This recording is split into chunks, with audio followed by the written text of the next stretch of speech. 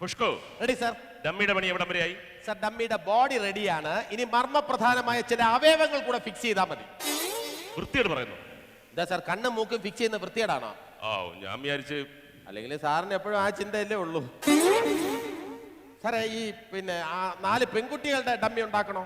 അതെന്തിന്? എന്താവശ്യത്തിന്? അല്ല, ആവശ്യം ഉണ്ടെങ്കിലും ഇല്ലെങ്കിലും അവരുടെ എല്ലാം അളവ് ഞാൻ ഡീറ്റെയിൽഡ് ആയിട്ട് എടുത്തു. താൻ എന്തിനാണോ ഇതൊക്കെ ചെയ്യുന്നത്? ആവശ്യമില്ലേ? എങ്കിൽ ഇപ്പൊ തന്നെ അളവ് തിരിച്ചു കൊടുത്തിട്ട് വരാം. താൻ ഇങ്ങനെ അത്ഭുതമായിട്ടുള്ള കാര്യങ്ങൾ ചെയ്ത് ഈ അന്വേഷണം തൊലയ്ക്കും. സാർ, അത് മാത്രം പറയരുത്. എന്റെ ബുദ്ധിയും ശക്തിയും ഉപയോഗിച്ച് ഈ മോതിര കേസ് തെളിയിക്കാനുള്ള ഒരു വഴി ഞാൻ കണ്ടെത്തി കഴിഞ്ഞു സാർ. എന്താണ് ഇത് കണ്ടോ? ഇതെന്താണ്? ഇതാണ് മോതിരത്തിന്റെ ഡമ്മി. എന്തിനാണിത്? സാർ, ഈ സരോജ് കുമാർ വന്ന ദിവസം എല്ലാവർക്കും ഷേക്ക് ഹാൻഡ് കൊടുത്തു എന്ന് പറഞ്ഞല്ലോ. അങ്ങനെ ഷേക്ക് ഹാൻഡ് കൊടുത്തപ്പോഴായിരിക്കണം ഈ മോതിരം നഷ്ടപ്പെട്ടിട്ടുണ്ടാവുക. മോതിരം ഊരിയെടുത്തയാൾ രക്ഷപ്പെടാൻ പഴുതുകളില്ലാത്തതുകൊണ്ട് അത് വിഴുങ്ങിയിട്ടുണ്ടാവണം. ഇന്ന് നമ്മൾ എല്ലാവരോടും ഈ മോതിരം വിഴുങ്ങാൻ ആവശ്യപ്പെടുന്നു. ആരാണോ ഈസി ആയിട്ട് വിഴുങ്ങുന്നത് അയാളായിരിക്കും മോതിരം മോഷ്ടിച്ചിട്ടുണ്ടാവുക. എങ്ങനെയുണ്ട് സാർ എന്റെ ബ്രെയിൻ? താനിഞ്ഞു വന്ന് എന്നെ അകത്താക്കി അടങ്ങുമല്ലേ?